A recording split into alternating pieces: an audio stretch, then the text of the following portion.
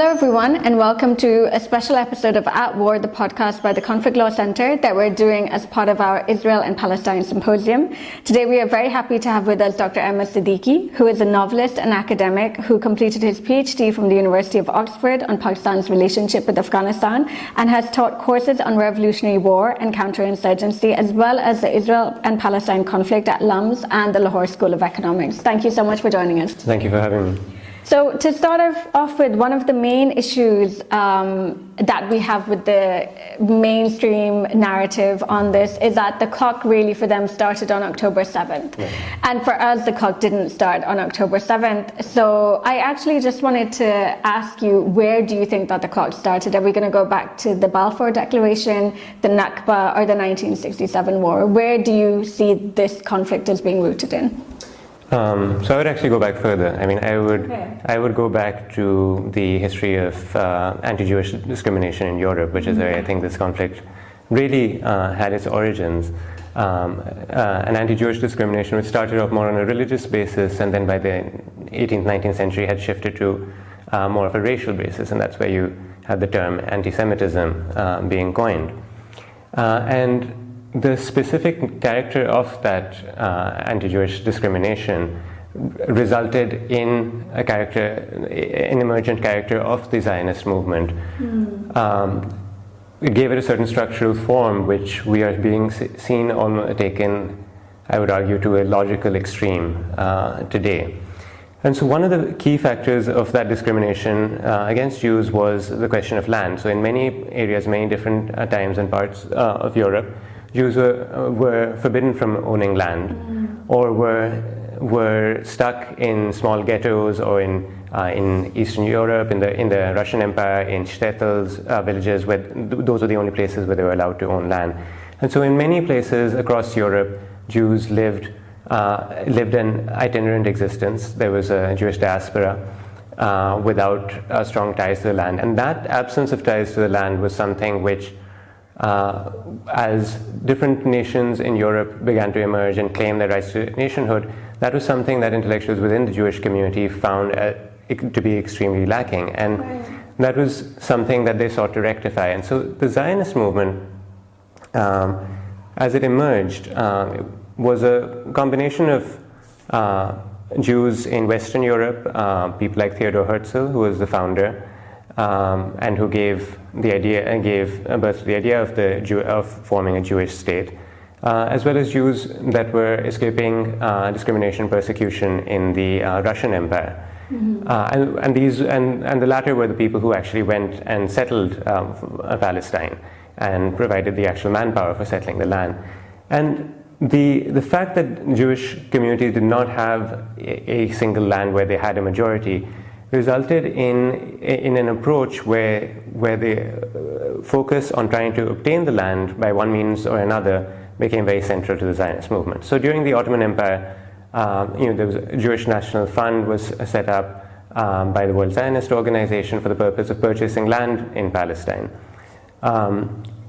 Later, during the British Mandate, there was more of an effort to obtain land by political means.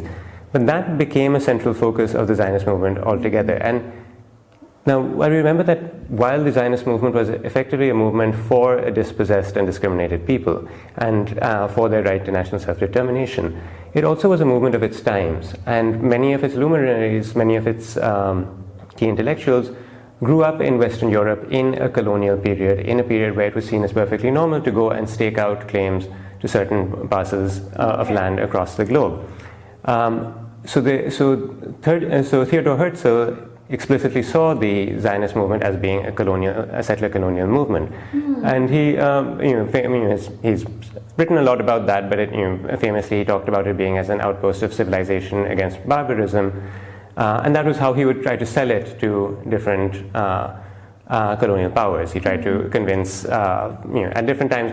Herzl was not obsessed with Palestine necessarily as being the land, but he thought it was the one that would that most Jews would be interested in emigrating to.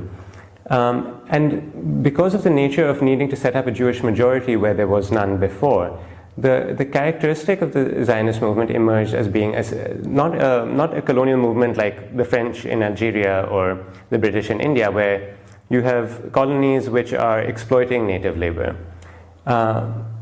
The Zionist movement needed to establish a majority for itself. It needed to have a relationship with the land directly. And so the focus there was not on exploiting native labor, but on expelling native labor. Right, right. And that process started as early as the first settlers. I mean, and the Zionist slogan attributed to Israel Zangwill at the time was, a land without a people for a people without a land.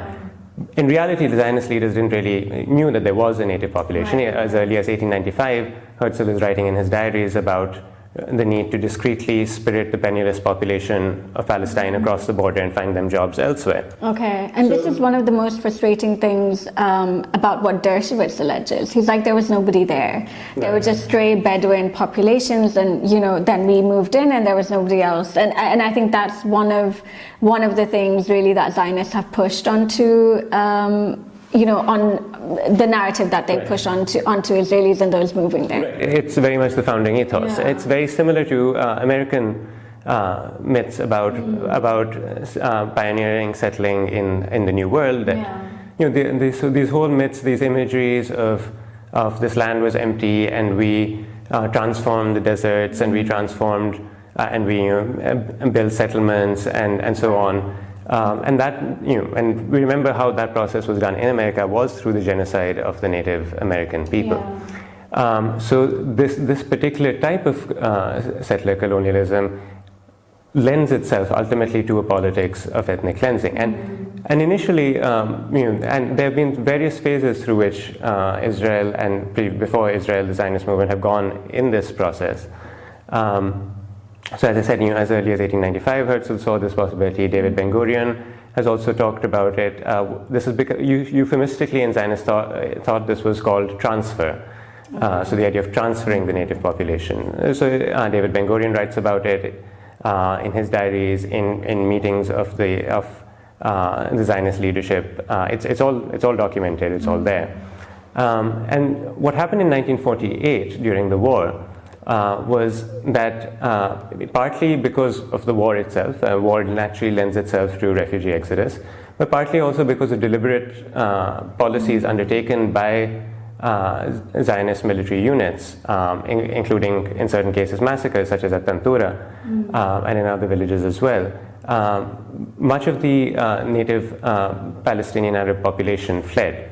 And most of those, and Gaza, the population of Gaza is mostly refugees from the 1948 war. Yeah, and it's one of the things that people keep on saying, don't call them the Gazans, they're not from there. Right. They've been forced to relocate to Gaza from different parts of Palestine. So calling them Gazans as if they're from that land is a misnomer. Right. And so then the idea then is, what happened in 1948 was later referred to by director of the Jewish National Fund, Joseph Weitz, as two miracles. So he said, and he talks about this after 1967. So he said in 1948, there were two miracles. First, we gained the land, and the native population fled.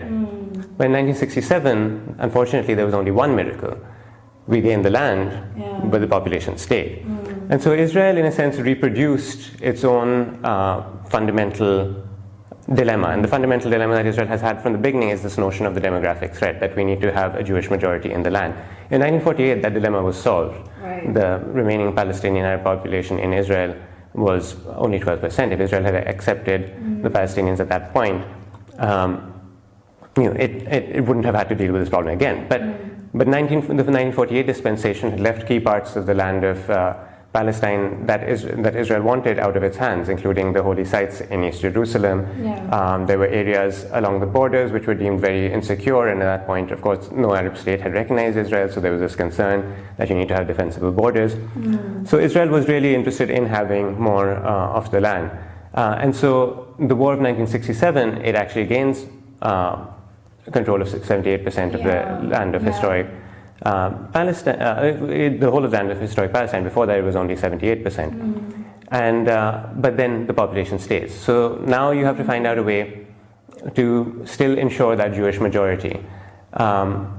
So as I said, ethnic cleansing and genocide is a very extreme outcome of this approach, and that's not obviously the one that they were focused on and trying. In 1948, they felt secure enough to, because again, there was only a 12% population, they felt secure enough to eventually, over 2-3 decades, grant everyone their citizenship. So all Palestinian Arabs who remained in Israel at that point were granted citizenship eventually. But with the 1967 population, that was out of the question, because then you would have a population which was about equal to the population of Jews in Israel. Okay, in 1967. Yeah, so at that point, then they shift to a policy of, on the one hand, denying political rights to Palestinians, so no citizenship, no right to vote. On the other hand, starting on the settlement of the West Bank and Gaza, which initially is proposed according to what is called the Alon Plan for Cabinet Minister Yigal Alon, and it was adopted by the oral law. The Alon Plan envisaged settling parts of the West Bank and Gaza, focusing on areas which are either high security or which had a maximum amount of territory with the minimum Arab population. So skirt around the Arab population centers and try to get as much of the land as possible. And so that was the policy that was adopted from that point on, which ultimately led to what multiple human rights organizations have, including Amnesty International, have now concluded as a policy of de facto apartheid. And in many cases de jure, because there are certain laws, such as the law of return, which actively discriminate against now the basic law of 2018 as well. And so eventually, because of dealing with this Palestinian population, the Zionist movement ended up taking on this sort of apartheid form, but that wasn't its natural original characteristic. The original characteristic was to have a state with a majority of Jews, which was relying on Jewish labor rather than which was relying on Palestinian Arab labor. So that you believe that it wasn't. It was what emerged as a dynamic of having to deal with this population which you couldn't get rid of. The original impulse of the Zionist movement was to have primarily a Jewish state full of primarily Jews. But now when you're stuck in this situation, you sort of have this tangent developing of an apartheid state. And that's something which is a concern even of Israelis, like former Prime Minister Ehud Olmert warned that one of the reasons that he was in favor of a two-state solution was because if the Palestinians shifted from a two-state to asking for civil rights in a unified state, and that would either result in he said it would either result in an apartheid state or it would result in the loss of the Jewish majority, neither of which he wanted. And that I would say was a shift away from the original structural impetus of the Zionist movement. And that's how the situation in the West Bank has developed.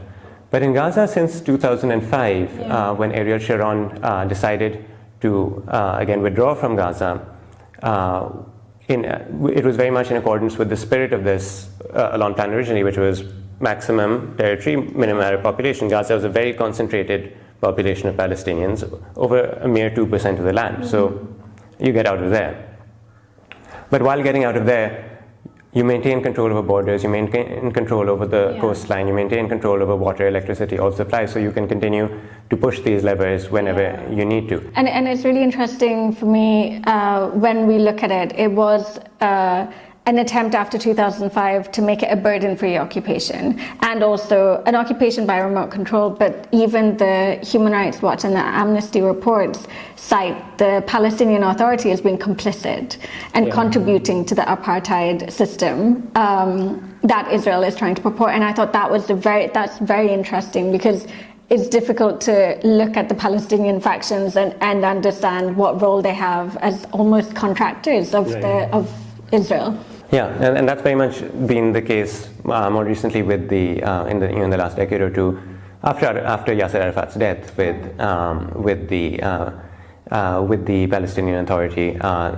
Again, coming from Pakistan, this is sort of divide and rule policy that Israel has followed is very standard for colonial powers. It's so that's something that they try to follow is to try to split the Palestinian national movement. Before that, its antecedent was an attempt to split the Arab nationalist movement, because in the 50s, 60s, Arab nationalism, pan-Arab nationalism was very, very pro-Palestinian. Many states had to act in accordance with that, and so, and particularly Gamal Abdel Nasser was seen as the greatest threat to Israel. So the idea was to weaken and divide Arab nationalism, which is now the same with the Palestinian nationalism. And the 1967 war was really pitted by Israel as being a defensive war, but it was a preemptive war. No one had attacked them. They acted preemptively, and even reports afterwards were saying that there were Israeli statesmen who were like, we knew he wasn't going to attack, we knew he didn't have the army, we knew he wouldn't win, and yet that was an attack that they launched preemptively, which is against international law. And I mean, for that, one of the places you can go is Norman Finkelstein's Image and Reality of the Israel-Palestine Conflict, where he documents the conversations that were being had between Israeli politicians and between the Israeli government and the Americans, and that sort of bears out that interpretation. So ultimately, then Israel did withdraw from Gaza with this policy, but now, but again, have found that doesn't result in a secure state. And so what we're seeing after October 7th is really this fundamental impulse within the Zionist movement towards establishing an ethnically exclusive state being taken to its ultimate and most dehumanized and most corrupt extreme, which is of ethnic cleansing and genocide, which is, everything else fails, the method that you are going to take to establish that majority is by wiping out the minority. Right. And that's what you're seeing right now is a manifestation of that impulse. I don't know if you've read, but Isaac Chotiner, I don't know, maybe I'm pronouncing his name wrong, but in The New Yorker, he published an interview he had with an extremist West Bank settler. And it was really jarring to read, because she was saying stuff like, of course, we should be here, of course, this is our land, it doesn't matter, and that we want to move into the Gaza Strip, I want to have people move into there. So the views of settlers, and even when we're looking at they were saying that the kibbutzim are really the best of us. But back in history, the kibbutzim were the ones who were like, settlements are good. So it's interesting that even the left wing and the right wing, it doesn't seem that there is this understanding about settlements among Israeli society, but maybe that's because I don't know enough about the spectrum there. Yeah, so I mean, so initially, so the idea of settling again was very, very fundamental to this notion of reclaiming the land. In the course of absorbing and having to confront all of these anti-Semitic stereotypes, there is an extent to which you start to take in the stereotypes yourselves. And so for Israelis, for Zionists before Israel, Zionist movement in a sense was trying to challenge those stereotypes, because they started absorbing in a sense the idea that if we are in Europe, we're living this sort of parasitical existence, where we don't have organic ties to the land. And so that was a very fundamental aspect of the movement when they moved to Palestine, was to try to establish that relationship with the land directly, whether you were an engineer or whether you were an artist or whatever. The idea was you have to, the ideal of the kibbutzim was you establish a relationship with the land, you farm, you do all of that. So that was there as an ideal in the early movement.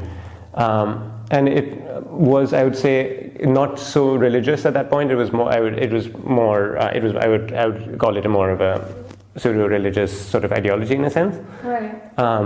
But then, after the foundation of Israel, and especially after '67, there starts emerging more of what this religious Zionist movement, which is again going against historic positions of religious Israelis, which were much more critical of founding of the state of Israel. The religious Zionist movement is an offshoot which emerges and which sees it as a religious duty to settle all of the land of Israel, and so of what they call Israel. And so that is coming again from a much different and much more extreme right-wing origin than the kibbutzim. Right. But the notion of land settlement is something that has at more various points to differing extents been there throughout all strands of Zionist thought. Okay, yeah. And one of the things I wanted to ask you is that the major Israeli kind of sticking point whenever I keep on, and now I think people are making a bit of a circus about having Israelis versus Palestinians shouting at each other on their podcasts or shows or whatever. But one of the main Israeli sticking points is that, Palestinians were offered statehood 5 times and they refused it. So it's their fault that they don't have a state now. And that is such a flawed narrative in and of itself. Can you talk to us a bit about how that is? I've heard this claim, and I mean, it's flawed in so many different ways. So first of all, I mean, there aren't 5 instances where Palestinians were offered a state. Second, then there's offers, and there's simply being offered something doesn't mean that it's a serious offer. Right. Third, there's not 5 instances where Palestinians have rejected a state. So.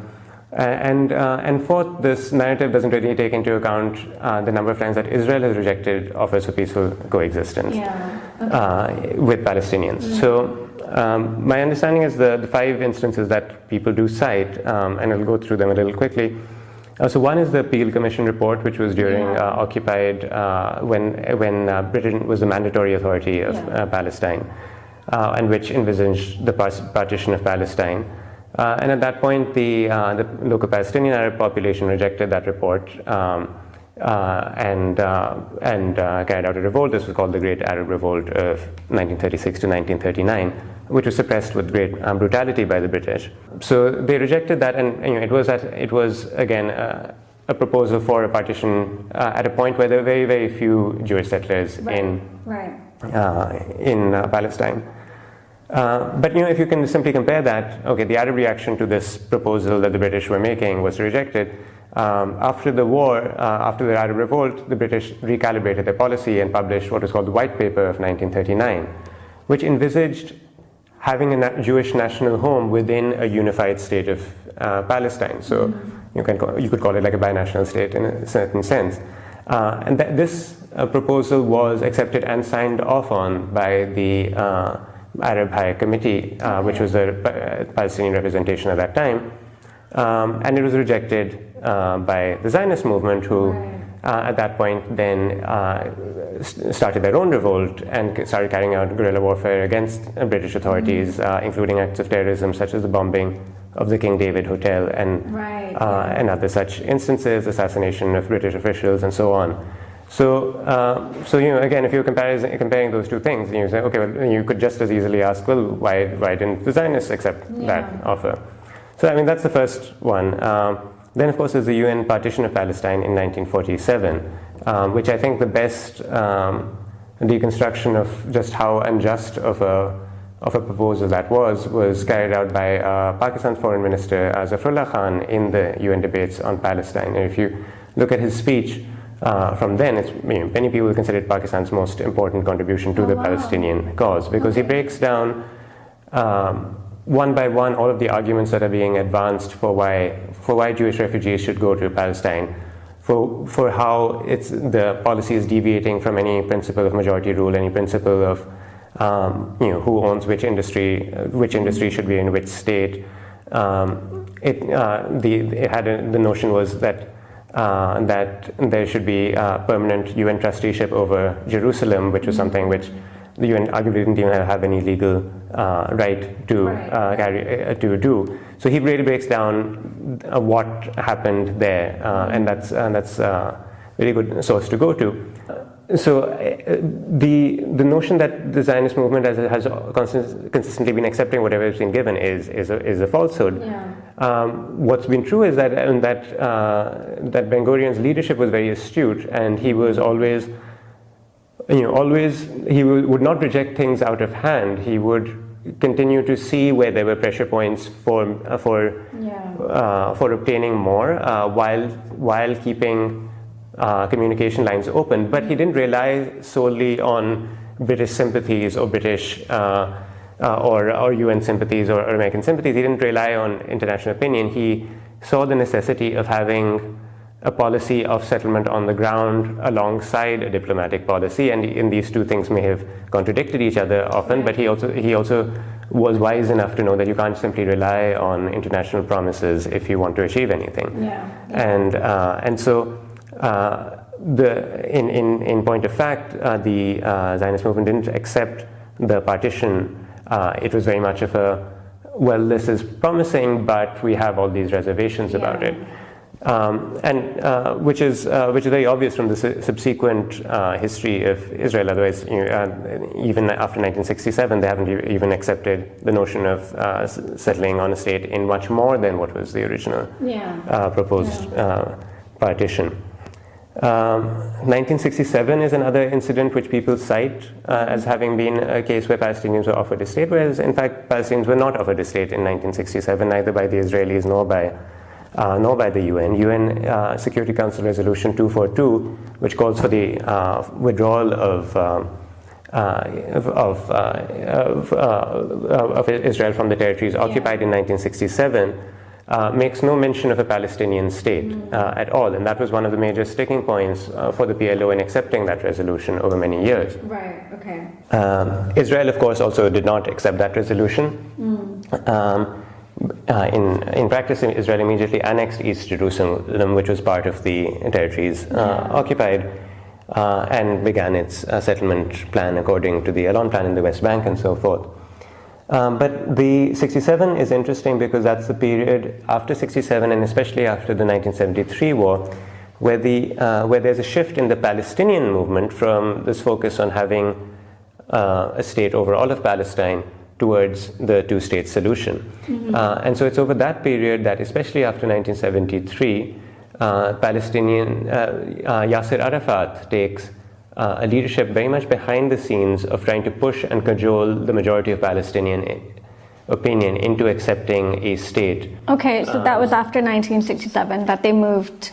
They started a little bit after 1967, but especially after 1973. Okay.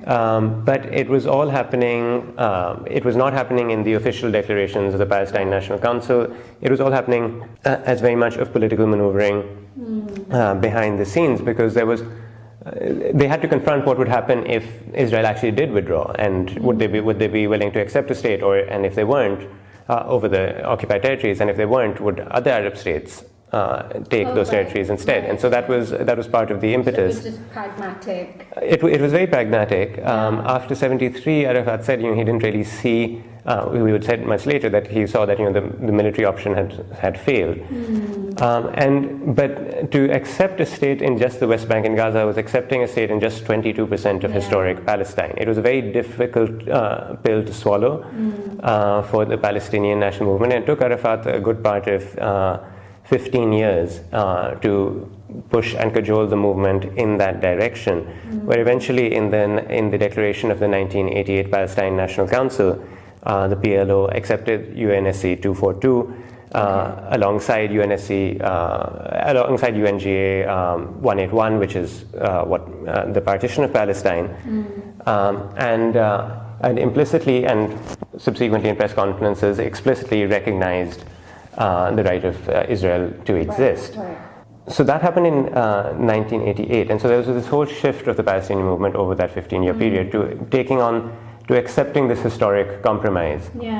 But what's not mentioned in this whole narrative of the PLO rejected a state so many times is that Oslo is something that doesn't come into this. And why isn't Oslo mentioned among these instances? Well, simply because in the Oslo Accords between the PLO and Israel, the PLO actually recognized the state of Israel, right of the state of Israel to exist, but Israel did not recognize a Palestinian state in Oslo. So there was no offer of a state made there at all. All Israel recognized was that the PLO was the representative of the Palestinian people, but any actual substantive discussion about having a state was pushed off among final status issues to be negotiated ultimately by this included the state, the status of refugees, and so on. These were all pushed away, and there was no guarantee on any of these issues.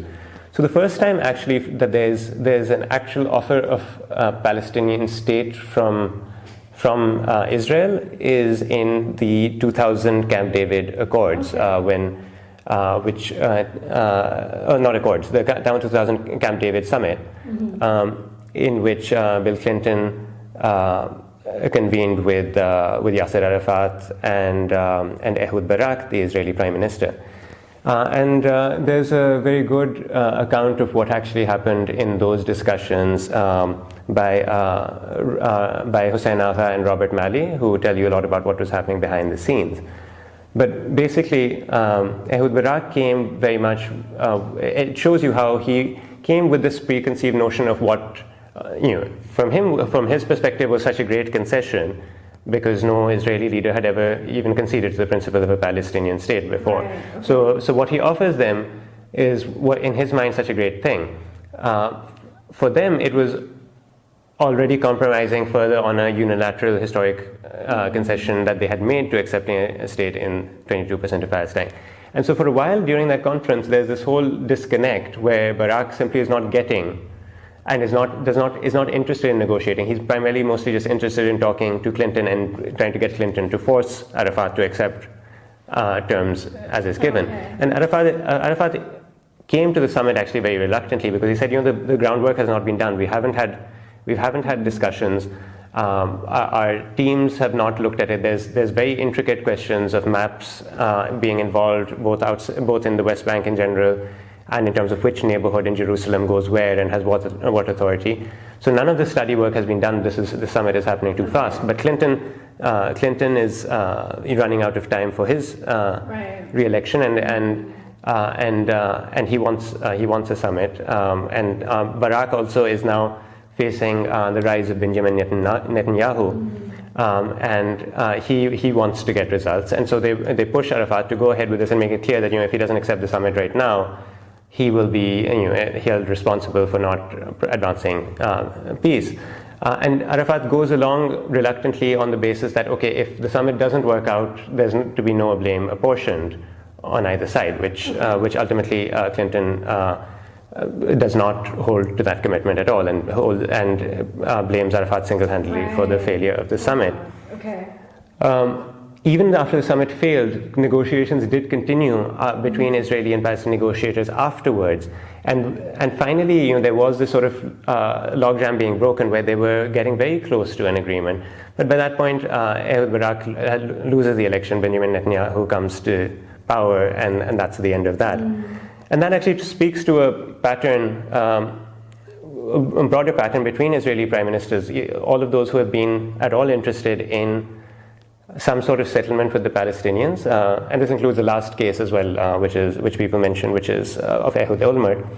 All Israeli prime ministers that have actually tried to come to a settlement with the Palestinians have only done so very much at the last minute, after first trying to go it alone, and force the Palestinians to accept some settlement, and then realizing at the end, oh no, we can't do this. But by that point, it's already too late. They're already lame duck, so they've already lost. They don't have the popular standing to actually push through. So this happened with Yitzhak, in a different form with Yitzhak Rabin, who after Oslo tried to delay any final status issues, ultimately started coming around to it and was assassinated by an Israeli settler. After Rabin's assassination, there was a huge groundswell of support for peace with the Palestinians, but his successor Shimon Peres, instead of taking advantage of that to move immediately to final status, started a war in Lebanon, started trying to stake out his own authority until his popularity completely collapsed, and then he was not able to negotiate. Barak, again, I explained to you what just happened. Ehud Olmert, which is the last time that people say that he suggested, made an offer in 2008, also did so after initially trying in the first years of his premiership just to continue with unilateral disengagement plan that Ariel Sharon had instigated. Only much later, after his popularity had fallen to about 3% after his failed war in Lebanon, did he actually come around to trying to negotiate with the Palestinians. Made a proposal which Olmert himself says that Mahmoud Abbas did not reject. He says that he said he needed more time to study it. But ultimately that was coming at a point where Olmert had already said he would not run for Israeli leadership again. He was very much on his way out of power, and so there was ultimately a question over whether he would be able to negotiate any kind of settlement at all. And so, unfortunately, that's just the way in which Israeli offers have happened, is that they tended to happen at a point when they could not seriously be implemented. Yeah, and it must be so jarring to then have your territory, you're under occupation, but at the same time, all you can ask for is that territory under occupation, which is the Gaza Strip, West Bank, and East Jerusalem. I mean, that's what we consider occupied territory. That's 22% of your nation. And I think one of the issues with international law, even when we're talking about occupied territory, is that we're talking about those 3 little parcels of land. And some people are like, so for us, I mean, in terms of occupation, it starts from 1967, but really the entire territory is occupied if you go back to 1948. And so Palestinians are saying, look, we've compromised, we've already accepted this, so now just give us this at least. And there are minor swaps that we can do of territory here and there just to deal with population centers, but we can't go much below this. And the other thing we do need is some sort of a just settlement of the refugee problem. Again, we're not saying every single refugee has to go back to Israel and receive Israeli citizenship, but we do need some acknowledgement that this injustice has happened, and and some degree of return and resettlement. Perhaps not even citizenship, but some acknowledgement of this. These issues need to be addressed from where they are. But the Israeli attitude has been very much to take 22% as a starting point for negotiations and nothing more. And I also wanted to ask about the present day violence. I think that we're talking about the history and then coming back to what's happening today and what we're seeing on our TV screens is day 39 of since October 7th, and the latest Operation Swords of Iron, and the intensity of the killing on the side of Hamas, also in terms of 1,200 dead in Israel, has not been seen before in recent history. Similarly, the level of carnage, with over 11,000 dead, 4,500 of which are children from the Israeli side. Why do you think Hamas chose to do this now, in terms of October 7th, and also why do you think that the Israeli response has been this insane? I was referring back to the previous operations in 2008 and 2014. And the ratio that came to mind was 200 to 1. And I remember thinking, wait, I have to fact check this because that sounds far, far too high. But it was true, because there were 7 Israelis killed in 2008 compared to 1,400 Palestinians. And it's roughly, I think it's then 100 to 1 in Operation Protective Edge. So the ratio that I thought was way too high was actually accurate. So yeah, what do you think the reason is for October 7th and this huge response? So, I mean, I think the more immediate cause has been the continued Israeli settlement and violence against Palestinians, both in the West Bank and Gaza. And in Gaza, it takes the form of this blockade, which has been continuing for over 16 years, interspersed with multiple Israeli invasions. But then in the last year, in particular, there's been a lot of violence against Palestinians in the West Bank, including the desecration of Al-Aqsa and settler violence against Palestinians.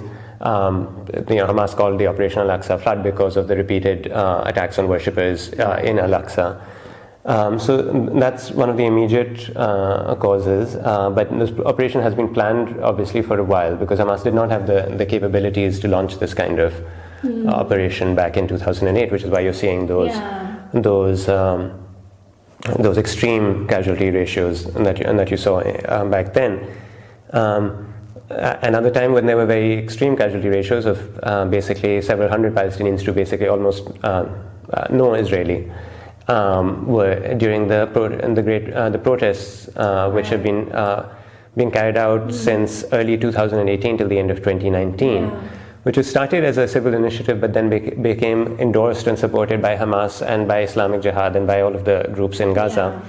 Called the Great March of Return, and the idea was for Palestinians, unarmed Palestinians, to just go to the offense and to protest, and they were doing so, and they would do so weekly for more than a year and a half, and face Israeli sniper fire. many hundreds of Palestinians were killed over that year and a half period. Apparently, they created a generation of amputees because so many people lost their legs. That's right. So because Israeli snipers would shoot at their legs and so on.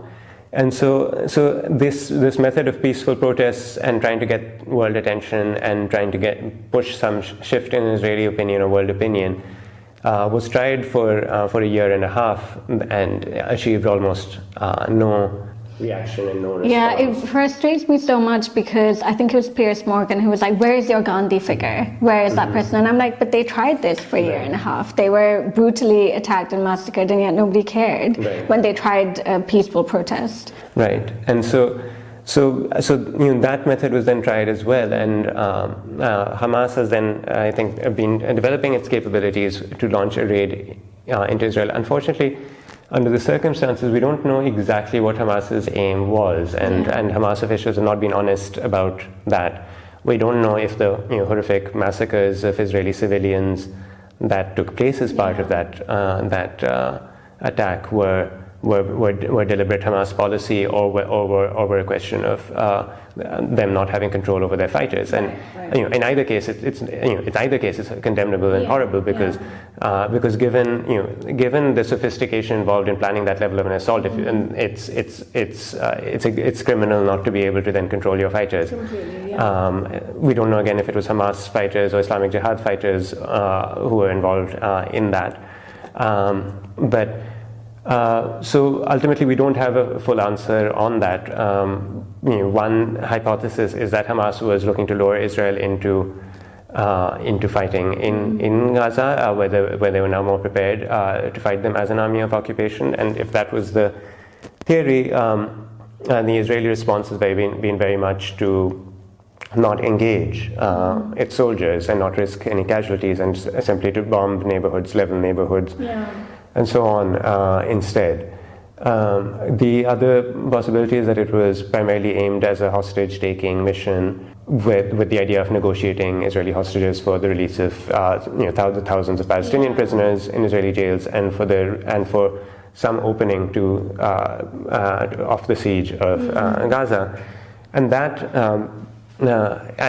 if that was the policy, then actually their operation, and they became a victim of their own success because they ended up getting far more hostages than that would have entitled. They ended up staying in Israel much longer than they would have envisioned. So we don't know exactly which of those things is the case. And I think it was in 2018 that they had held a hostage, Gilad Shalit, who then there were about over 1,100 Palestinians released in exchange. Generally, Israeli policy has been to negotiate for the release of hostages. In fact, has been to value very highly Israeli Jewish life in these circumstances. And so, in fact, Netanyahu's policy that is being carried out right now is a complete departure from all Israeli history. Okay, because I was seeing talk about the Hannibal Doctrine, which is that if they think someone is going to be used as a future prisoner swap,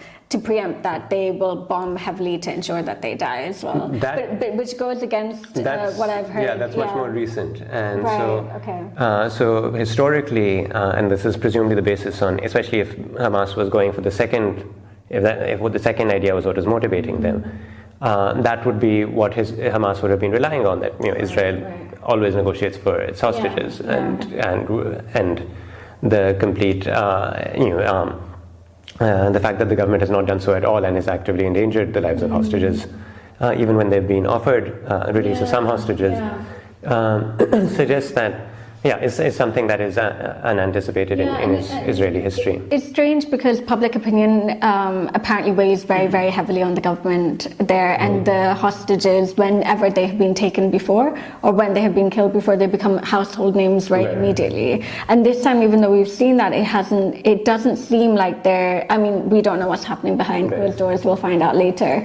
But in terms of the hostages, it doesn't feel, and I think Hamas came out to be like 40 of them have died in the bombings. In terms of you asked also about in terms of the response of the Israelis, and I think so. Since the founding of the State of Israel, Israeli military doctrine has relied very much on the concept of disproportionate retaliation, and this is something that has been baked in.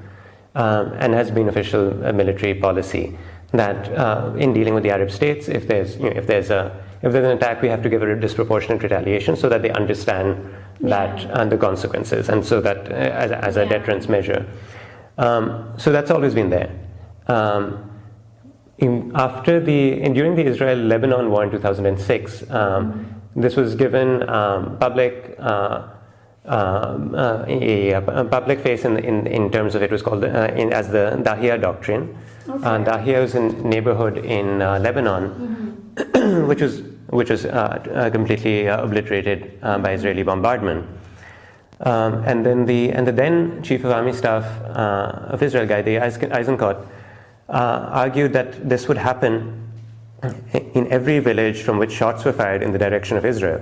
We will wield disproportionate power against them and cause immense damage and destruction. From our perspective, these are military bases. And this isn't a suggestion, it is a plan that has already been authorized. Harming the population is the only means of restraining Nasrallah. So this is the explicit doctrine, which has been in place since, as I said, since the founding of the State of Israel, but was given this explicit form in 2006.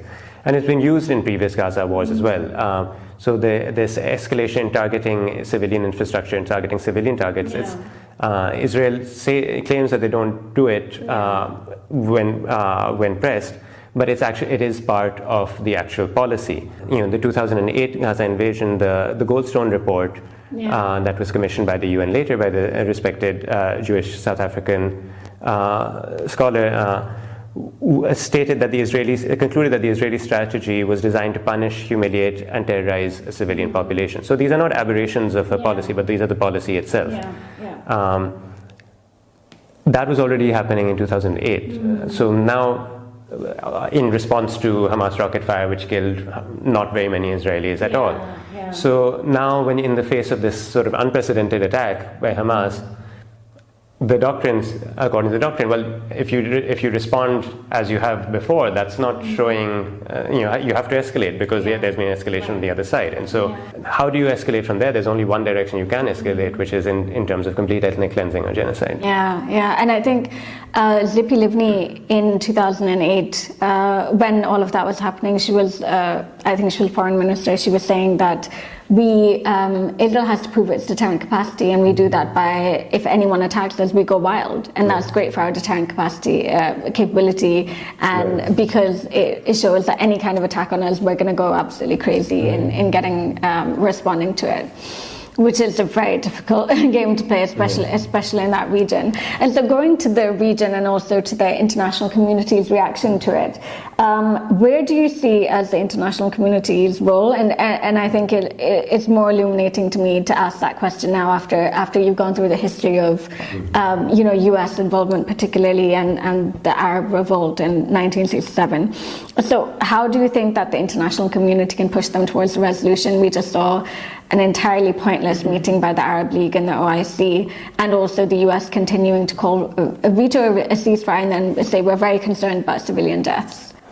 Right. I was recently rereading an article that Iqbal Ahmed, Pakistani intellectual, wrote during the genocide in Bosnia. And it starts off with the words, war in Bosnia has begun at last. It is a development humanists should welcome. Because there's always been this talk about the need to prevent a wider war, and that it's important to prevent this escalating into a regional war and so on. But I would argue that a wider war is better than a genocide. So, and it's very clear since the genocides in Rwanda, in Yugoslavia, it's very clear what the UN's role should be in this, what the international community's role should be under the responsibility to protect R2P doctrine, which is that you use all peaceful means available to prevent a genocide, and that if peaceful means are not working, then you use coercive means with UN Security Council backing. So there is a clear responsibility upon the international community to intervene by force if necessary. Right. Obviously, they're not going to get UN Security Council backing for that because of the US veto. But that raises the question of what is, and even if you can't get it authorized by the UN, what is the moral responsibility on each state, on each people? How can they help? In Bosnia, Iqbal Ahmed pointed out how there was this UN arms embargo, which had basically affected, disproportionately, had only affected the Bosnians because they didn't have any weapons, and because the Serbs were already receiving weapons from Russia. And many people then skirted around that, state people and states skirted around that embargo by smuggling weapons there, so that the Bosnians would at least have the ability to fight back, if nothing else. Now, and that obviously is an ability that any occupied people, any people under war do have the right. They don't have the right to kill civilians, but they have the right to defend themselves, and that's something that in UN General Assembly Resolution 45/130 provides for the right of occupied people to resist. Anyway, then there have been arguments that Gaza is not occupied because Israel has withdrawn its forces. I mean, Israel still controls all the coastlines, still controls all of, and it's occupied right now. And even, but even in the last 16 years, it's you can, if you're claiming that it's not occupied, it's still under siege, it's still under blockade. So you can either say that Israel is waging a war on Gaza, or you can say Israel is occupying Gaza. You can't say that neither of those things is happening during this period. So that right of resistance is there. Even from just a legal perspective, and certainly there from a moral perspective. What individual states can do, if there's certainly a lot more, and that's, I would say, so the right to actually intervene militarily is there.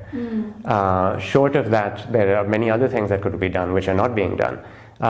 For example, there have been attacks on UN facilities. No single UN facility has been. Just recently, the UN had all its flags at half-mast for more than 100 UN employees who have been killed in Gaza. Now, this is a symbol of the international community that is being targeted there. So, at the very least, the UN can defend its own. The states should be able to pass resolutions defending themselves. Now, obviously, resolutions themselves are not going to achieve anything unless they're accompanied by active pressure. If that pressure is not and one form that pressure can take is the danger of escalation to wider war, it is very clear that neither Israel nor the US wants. They're only going this far as they can because they feel that they can manage that risk. So that is one form of cost that can be imposed. There are other forms of costs that can be carried out. So you have you talked about the Arab League. I mean, if Israel actually feared that other than Gaza that would face a threat on multiple fronts, on the Jordanian front, on the Syrian front, the only group that is actually still tying down Israeli forces is Hezbollah. But on the West Bank, if it feared that, it would be treading more carefully. It's only because these states are not making any credible threats at all that it is taking this. Then, short of making credible threats, they're not even making clear that there's any consequences to Israel or ultimately to the US in terms of even non-cooperation with any with their policies in the region, or even allowing protests to happen in much larger in a much larger sense than they have been doing. So there's a lot of things that can be done to create more costs. Bolivia has severed diplomatic relations with Israel. Any of these Arab countries could do the same. Many countries have recalled their ambassadors. If there are these sort of diplomatic costs being paid, it starts to weigh at Israeli calculations. If the Palestinian Authority is, instead of continuing its coordination with Israeli security forces, gives a free hand to Palestinians in the West Bank to protest. If there are mass protests in the West Bank accompanying what is happening here, yes, a lot of people, Israel will react violently.